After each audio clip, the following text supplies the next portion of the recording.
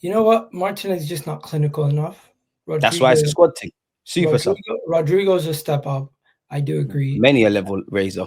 Yeah, definitely a level raiser. I was speaking to Souls yesterday. He was arguing with me saying Martinelli is not that much. Rodrigo's not that much better than than Martinelli, and I was like, "Yo, chill out." He's way better than him. Come on. I love But Martinelli, but come on. yeah, I I know. don't agree with people saying Rodrigo is like Alexis Sanchez. I think Alexis Sanchez was a much better player on the point of entry, well, exiting Barcelona and joining us than Rodrigo is now. But Rodrigo's way better than my man, and he can play in the 10, he can play out wide, he can play up front. He's obviously He's a still level raiser. 23, you know. Hmm? Rodrigo's still 23, if I'm not mistaken. Exactly, and he might relish obviously anything beyond Real Madrid's a step down. But you're not the only big dog, but you're the big dog now. There's no Vinicius, there's no that. You're the guy now, so maybe he could relish that. Yeah. I don't know about you. We'll get on to Rodrigo, but I can't see it happening. Which is why, for me, obviously, if you offer me Eze or Rodrigo, I more want Rodrigo. It's a star. It's all of that. Take nothing away from Eze, but You for me, know, you have to. Pardon? I still believe in Martinelli.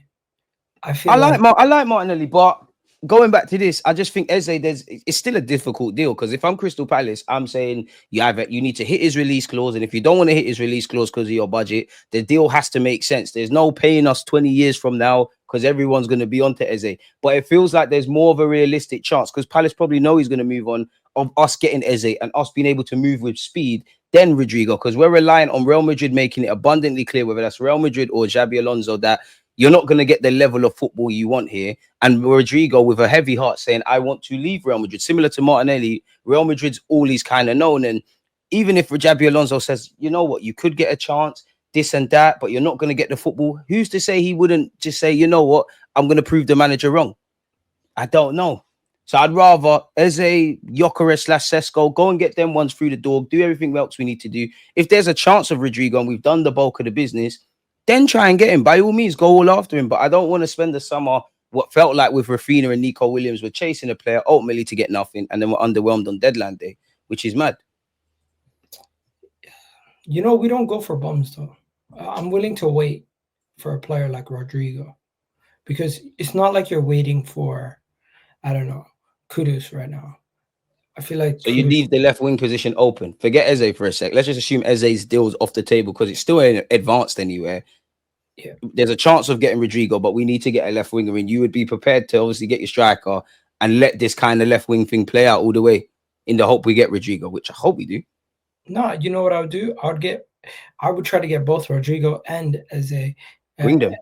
and in that case, I would sell Martinelli, I would sell Trossard, and I'm not gonna lie to you, even if it meant sacrificing one of the young G's like Ethan, I would No, no, Egal. I would do it with a sell-on clause or something. Egal, no, no, I know you're no, saying no, but at this point, no. I am just about what is going to be the most beneficial to the first team, and I don't care about all this stuff about. I like Ethan. Don't get me wrong, but I just want. If you told me the only way I could get Rodrigo and Eze this window is sell Martinelli or sell Ethan or sell somebody like that, I would be willing to bite the bullet. Martinelli can go. Ethan, no. We got to find another way.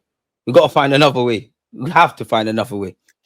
Hey, only reason why I brought it up is because I was speaking to someone and they're like, "Yeah, what if it meant Ethan had to go?" And I'm like, you know what? At this point, I just want to win. I really don't care about individuals staying or leaving. Although I like Martinelli, that's the same. I'm putting it in the same bracket as like the amount of hurt it would feel if Ethan left right now. Now, I'm way more open to letting Martinelli go. I'm a hypocrite because in terms of win now mode, Martinelli's probably more adjusted to that. But I don't want to sell either, but I'm more open to letting Martinelli go. Wanyeri, safe. Forget that. Forget that. I don't even think you need to go on loan. You're in my We don't even plans got to next talk season. about that one. Hmm? We don't even have to talk about that one. What do you make of this? When it comes to Rodrigo, I worry if he can handle the physicality in the PL. He's lightweight. Are we forgetting? Are we forgetting that there's a lot of wingers in this league that have teared it up, that are same height, same build as Rodrigo. I know Mo Salah's strong and he has like strong center of gravity, so I'm not gonna say Mo Salah, but just look at Luis Diaz. Luis Diaz is quite scrawny. He's tall though. I can't really think of Rodrigo getting really bodied. I don't watch enough of him in La Liga to see him getting punished. Most of the time when I'm watching is he's not using his pace, he's not using power, he's more using finesse to get past players.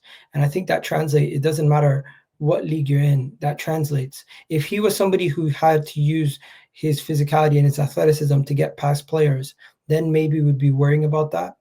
But I do think that's another factor right there.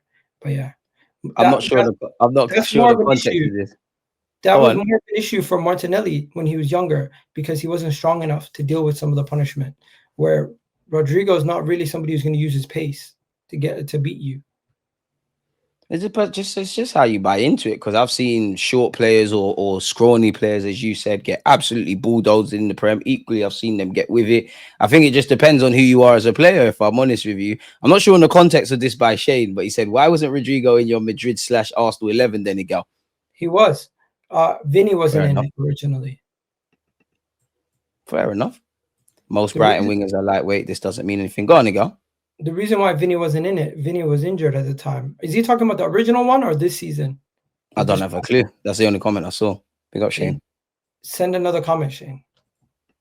8 goals, 8 assists. Eze brings the same numbers as Martinelli. To be fair, when it comes to Eze, some people are concerned about alleged injuries. Some people are concerned about the statistics. Like, I think everyone can see versatile, great player, Premier League proven, former Haylender, all of that. But his injury record, apparently, and obviously the number of goals are something that doesn't convince. So what would you say to that?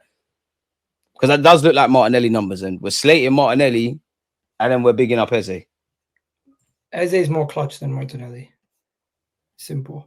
I think he's somebody who, and I think in the final third, he's shown that he's more clinical, in my opinion. With the limited amount of chances that he gets, More intelligent. the limited amount of chances that he gets, he's a better passer in the final third. He's better execution in the final third. And with better players around him, I don't doubt that we'll see an elevation in those stats. What those stats don't tell you is that his team are creating much less chances per game. Respectfully, plays for Palace. His team are getting much less touches in the final third. He's getting much less shots in the game. He's getting much less 1v1s. His XG per season is much lower, and he's being asked to be one of the main men to create. If you were to put Martinelli in that Palace team, he gets nowhere near the level of output that Eze gets. And it's that I think simple. he's bagging comfortably, though. Maybe not Eze, but I think he's scoring a lot more goals at Palace, man. I just think he needs to be in the team more direct. On the Eze thing, humour me. Let's disregard the fact that he could play off the left-hand side, yeah? Because I think everyone can reckon. People have some question marks about that and whatnot, but I think everyone could see right now that's kind of your in. I want to focus on midfield. First thing, do you think he could be an option in an 8 kind of role, either with Odegaard or with a Rice or anything else? And do you think, well, yeah, let's start with that. Let's start with the 8. That's why I said if we get Eze and we don't get Rodrygo, I think it's a situation where you want to keep Martinelli because he's going to be able to still play in the left wing. Eze, I could see Eze playing in the 10, pushing Odegaard deeper into the midfield, or you could have a situation where you go when you need to break a low block, you go with Zubimendi or Rice in the DM, and you throw both Odegaard and Eze in the midfield. Honestly, and another thing is Saka comes off, you got another backup that can play on the right wing also. What do you think it means for Martin Odegaard? Obviously, he's the captain, he's gonna play, but like, let's just assume, God forbid, but let's just assume his poor form continues and he's stinking up the place. You've got Wanyeri in Arteta's mind. I think you have the option of Kai Havertz in there. You obviously could change midfield in total. To be fair, if you got Rodrygo and Eze, they could both play in the 10. So what would you think that would mean for Odegaard, or what it could mean for Odegaard potentially? I think sometimes we're overdoing it. I don't think we have to think about it as, oh, what does this mean for Odegaard? I think it's more Odegaard's position safe, but if this guy performs in a good if he performs to a certain level, maybe he can come in and offer us more options than just as a left winger, and that's more what I'm looking at, because I still view Odegaard's position as safe, and I still Should it view be safe? Odegaard as somebody who's just coming back from an injury last season, and I do think we're going to see the best of him once again this season. And I've not lost faith in Odegaard, but in the same breath, he needs to have more options, so he's not necessarily relied upon in every single game, in every single match for creativity, or because that's been one of our major issues. We don't have enough creative hubs in the team. And with Eze, it just allows you to have another creative player in the team. Should his And position be safe? no, because you always need problem solvers. You always need somebody who can offer you more. And if you can bring that in, it will only benefit and raise the level of the squad. It's not like a goalkeeper Ramsdale Reyes situation. Outfield players having competition for places tends to improve the quality of the whole entire team. Yeah, because you got to buck up your ideas or you're not playing in it. And I think the fans and Arteta would benefit because we'd have a stronger squad. I think with Eze, obviously he could play off the left wing, but low blocks, the more plays, I think there's a lot we need to arrest tactically, but just saying them on paper, the Odegaards, the Wanyeris, potentially Eze, these kind of guys that can thrive in the pockets, we need that against low blocks. You either stretch them, provide width, and force the opposition out of position, or if you don't want to do that, which I think Arteta will go for the others, and you want to play through the middle, this is where you need people like Eze that can drive with a ball, play in tight spaces, because all you need is one player from the opposition to lose concentration. I'm quite bullish about Eze, if I'm honest, but a lot of dominoes need to fall. I don't want to get too excited. I know David Ornstein's giving it some credibility by speaking on it, but and I know you saw over the weekend, big up hand of Arsenal. He said we began talking about personal terms and all that, but it comes down to money. I don't think we'll have a free run at Eze, quote unquote, even though it's suggested we're the only ones. But it comes down to the money, how much we're paying, how much we're structuring it, and for me, how much do we want Eze? So we'll have to see. Listen, I'd love to wake up and Zubimendi, Eze, Sesko / Yokerez, and all the other ones done at the very minimum before we jet off to Hong Kong and Singapore. But feels like a lot of dominoes need to fall in this regards, man. And yeah, apparently we're keeping an eye on him. Spurs have him targeted, but it seems like they're pivoting towards obviously Kudus. I think again the most interesting thing is the fact that we want three attackers apparently, or a left winger and a striker is a bit irrelevant to our pursuit of Eze. In fact, shout out one of my mods. They've asked the question, what do you think of us potentially getting three attackers? Personally, I'm excited. That's how it should be. One of our left wingers will leave to get money, smash the likes people. What are you saying to that, Egal? That's the ambition we need. We've been asking for ambition. That's what we need. And you know something? If we get three wingers, everybody who's talking shit about Norgard and Kepa needs to shut their mouths, in all due respect, because that means we saved our money for the pressing issues in the attack. And in the areas where we still needed cover, we got the cover. We just didn't go and break the bank in those areas. We didn't have to go and spend 20 million on a backup DM, a backup goalkeeper, another another 50 to 40 million just on two positions that we ended up filling with quite cheap deals. So I'm very happy with the fact that we're linked to three players, but it better not be that one of those players is like a Nani Madueke or something like that, because then I'll be pissed. We'll get on to Madueke. What are you saying to this? I'd prefer Eze in the 10, especially in the transition. He's quite good in the transition. I just don't see us paying 68 million for him. Hopefully Crystal Palace will reduce the price. Do you think Palace will reduce the price? Would you prefer him to play in the 10 or off the left? Where are you at with that? Do you think Arsenal will go all the way and get it done? Where are you at with this? Hey, Arsenal are playing a very, very good game with Andre Berta since he's come in. It's a thing where it's like, we want your player. Here's what we're thinking. And it's like eventually it gets to a point where either the deal is affordable and we both agree on a fee with the club and we can get it done quite quickly, or it's going to be a situation where later on in the window, once we figure out what the plan is with everything else, we're going to get the deal done. I don't think financials for this Eze deal we're going to have any problems, because I think it's relatively affordable for the quality of player that he is. And I think that the club would value him at a similar rate to what Palace would value him. We just don't have to pay over the odds. 60 to 70 million is quite decent for a player of his quality.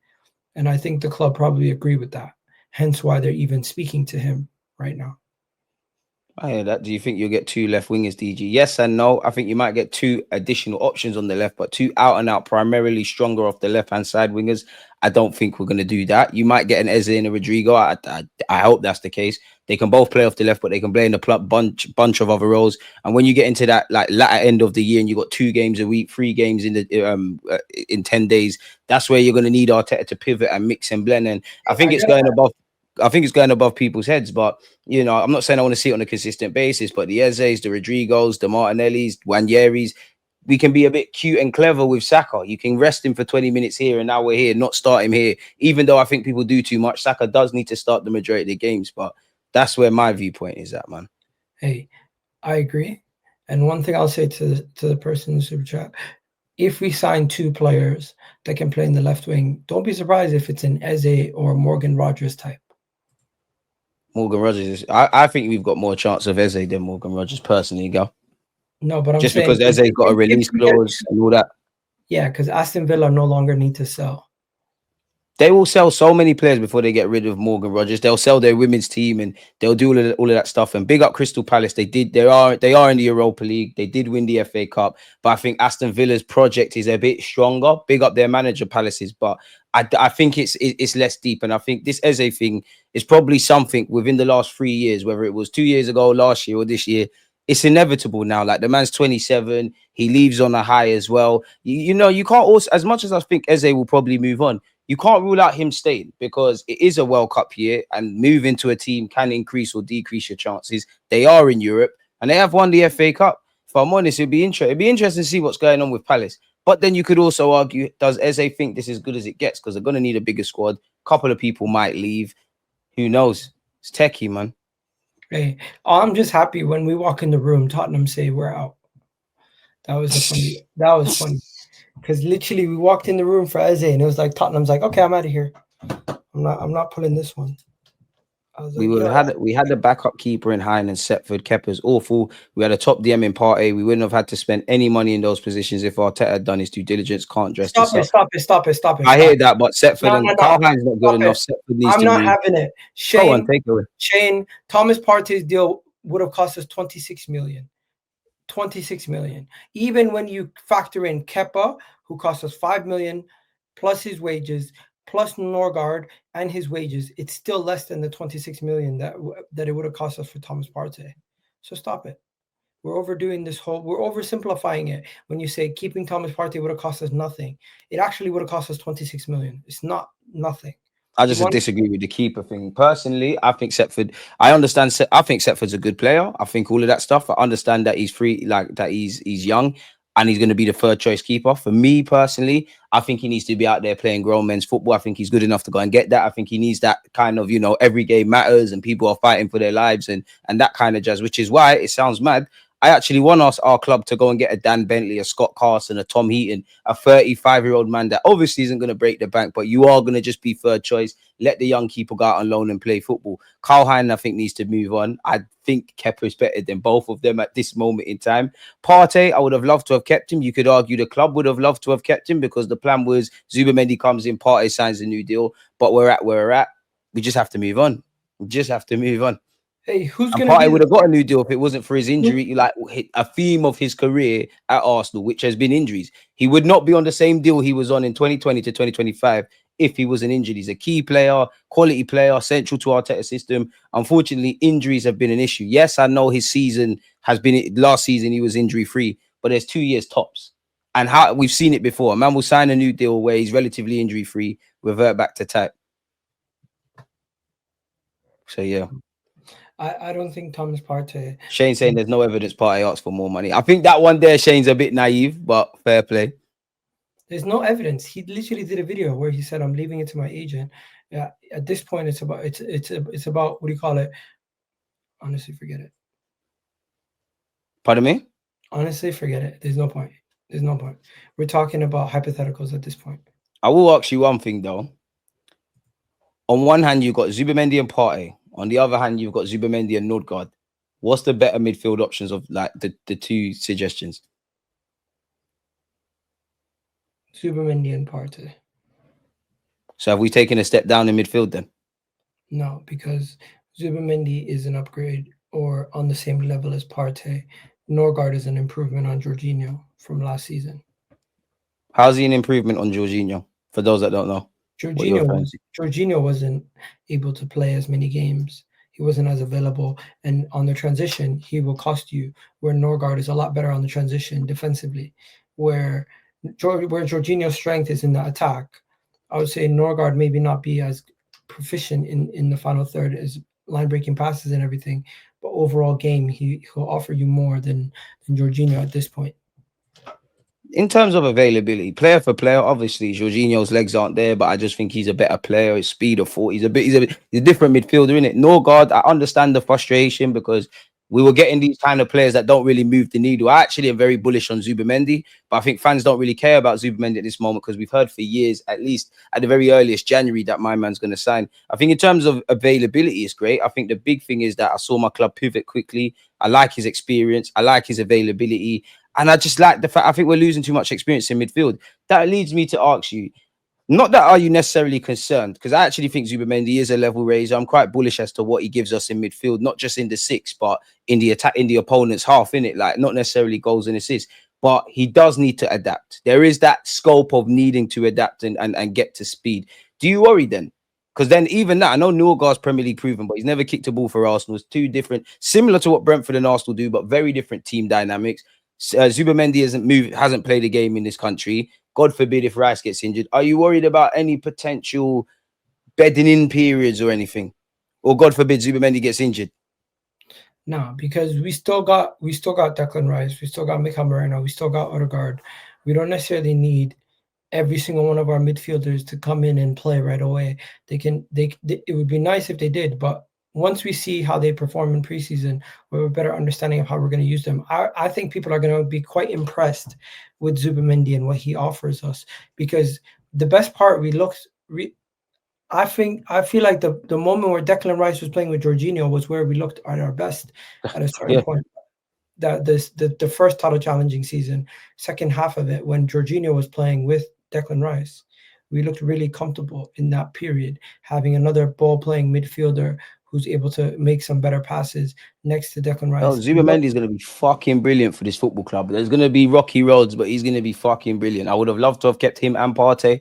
I think that was the first thing, but that man is going to be fucking brilliant. And he needs to be, because Mikel Arteta has chased him. I'm very bullish about him. Thomas Partey had a contract on the table from Arsenal. He rejected it. Do you know what? For me, with Partey, I can understand him. I know football's tribal. I can understand Partey wanting more bread. If you really think I'm that important, if I'm looking at it from a Partey perspective, if you're trying to replace me for out and out quality, excluding Zubimendi, then you could argue giving me a deal is cheaper than going and finding another one. Obviously, with Arsenal, I could understand. Listen, Partey, we like you. We're trying to pattern up the wages. We're trying to, be a bit tougher in negotiations. We don't simply think you're worth it. The age you're at, you might get injured again. I understand it from both parties. Let's just move on, because if we're honest, we should have had the Partey replacement a long time ago. I go back to when Declan Rice signed for our club and we had him and Rice. Now, obviously, in hindsight, Kai Havertz and Rice were the two midfielders that were brought in, and we tried a thing there. That summer, I wanted Lavia, because I just felt at the time that was like the tiny kind of Partey, if that makes sense. Would you make of this comment? Norgard has never played in a big side or in the Champions League. There's no evidence to prove he can do it. Only 9 months younger than Partey. On less wages and a less transfer fee, but yeah. What do you make of that? We're ignoring the most important part. It's not about his age or anything like that. All things the same. Obviously, we keep Thomas Partey if he's on the type of wages Norgard would be on, but he rejected 200K. He clearly wanted more. Arsenal's not going to put him on 300K. 300 or 250 a week. And Norgard, yes, he doesn't have the experience. Yes, he doesn't have, everything that you guys are saying in the winning multiple trophies in other clubs in his life. But hey, everyone gets given a chance. At the age of 31, he's making a move to a big club because of our circumstances, and he's a fifth choice midfielder. He's not being asked to be the best midfielder at the club. He's not being asked to be the second best midfielder at the club. He's being asked to be part of a unit. And I think he has the experience and the know-how to be able to come in, and with Premier League experience also, that's important. We're not going and getting somebody from Spain, somebody from Italy, somebody from Belgium. He's coming in from another Premier League club. Hey, I don't think it's the end of the world. People are kind of overdoing this whole midfield shakeup. 2 went out, 2 came in. Has the quality improved or gotten worse? I don't think the quality's gotten worse. That doesn't even necessarily mean we've improved our depth in that area. For devil's advocate, I don't think we've improved our depth, but in the same breath, I don't think that's another option in there. I don't think we've gotten worse. I think people over exaggerate Thomas Partey's effectiveness and importance in the final third for us to win games. As a midfielder, he did not really have the best season as everyone's saying. Everyone's overrates Thomas Partey's performance. I think that's a bit. I hear that, but I do think he had a good season last year. I think Thomas Partey had a good season. Yes, He was But definitely one of our was best, he? more consistent midfielders. Was he the best midfielder, as everyone's saying in the chat? No, he wasn't. Declan Rice I'd was our give it best. to Rice, but for the majority of the season, I think it's like first half of the year. I think Rice was 6 out of 10. Then he came into his own the second year. I think just Partey was very consistent. I think there's been times he's messed up. If I'm honest, Egal, I think a lot of people are dishonest about Partey. I don't know if that's because of the player. I don't know if it's on because of the off-field rumors, which we don't condone. But he's either been fucking amazing or he's shit, and that's not true. Partey's got a lot of baggage. He was all right last year. What he's been durable last year. He stayed fit for majority of the Which season. is why I can understand the club saying, you know what, Could that also be due to the fact that he's playing for a contract? Number one. And this is why I'm saying I can understand the club saying, you know what, the P's in it. It can't go beyond. Also, people don't look at things from a financial aspect. People don't look at things from a business aspect. People don't look at things from an aspect of, does it make sense going forward for the next 2 years? We need to move on from Partey a long time ago, man. Like, for the next 2 all years. the things we need this summer, we should have done years ago. I'll be real. Hey, we got a new director. He's come in. He's making things happen. I think last season, defensively, we were solid because of the likes of Declan Rice. Passing the ball progressively and everything else like that, you can give it to Partey. But Zubamendi's a better passer than Partey. We're still going to be as solid defensively without Partey. And in big games, big moments, I seen Thomas Partey have games where he stepped up versus Man City. I also seen him have games where he absolutely bottled it, like the game versus Aston Villa, where everyone in our team, crucial to throwing away a 2-goal lead. I hear that, but the whole team has to take responsibility for that. It's I don't see people holding Thomas Partey accountable for his mistake. But that's where I disagree, because he did make a mistake in that game. You're right, but it's a bit like when people look at 2 degrees Jorginho and Zinchenko against Aston Villa when we lost at the Emirates, like I think the year before that actually, because it was summertime. It's not just Zinchenko's fault. There's 90 minutes out there. Everyone's fucked up. If we go 2 goals up and we do not win, every player who's come off that bench, started, and the manager, everybody has to hold flames. Of course, I might have made a mistake in the first one winning, but that is one thing I hate about football fans. It's always one person's fault and the whole scapegoating stuff. And we would have won the league if Zinchenko never made that mistake and all of this kind of stuff. What about all the times the man fucking did good things for us? And if we are in a case where I'm exaggerating a bit, but we're at Anfield, we're trying to close out a game, Zinchenko's on the pitch. That's why I'm looking at my manager. My point being, W's, L's, and draws are all sharing together. We're all in this thing together. I do want to ask you one thing about I do want to say something on Norgard as well. Go on. I just don't think people realize that there was never a guarantee that Thomas Partey was going to get a new contract. It's not the end of the world. I didn't want Partey to go, but it's not the end of the world. Like, obviously, it's too little, too late. Let's be very honest. In the last 2 years, we've all known Thomas Partey is a quality player. I wouldn't say the club have forced him out, but he's been someone, a bit like Jesus, they've been open to offers because, on one hand, quality player, can't bet on his fitness, on big wages. What probably tipped the balance is, like Egal just said there, he's had a good season. He's playing out of his skin. Going into that year, this last year, they probably said, you know what, if he does this business, we'll sign, we'll give him a new deal. We heard the talk started around April. So this tells you that we had an eye and ear on it, but it wasn't something amazing. And where I'm looking at Norgard, of course, not playing in the Champions League, not playing at the top level, not fighting for trophies, all of these things are prevalent and they're valid. But at the end of the day, I'm not being funny. And it's not that they're not valid. I'm not being funny, but unless I've seen something new, is it not 2 goals out there and 11 players on each side? Football is football at the end of the day. And he's played in Euros and all of these things. He's all right. He's nowhere near Partey. Don't get twisted. He's nowhere near Partey. But he's not in isolation. He's calm. But he's not supposed to be. We're not supposed to be looking at Norgard. But that's why I think people are interlapting shit. Yeah,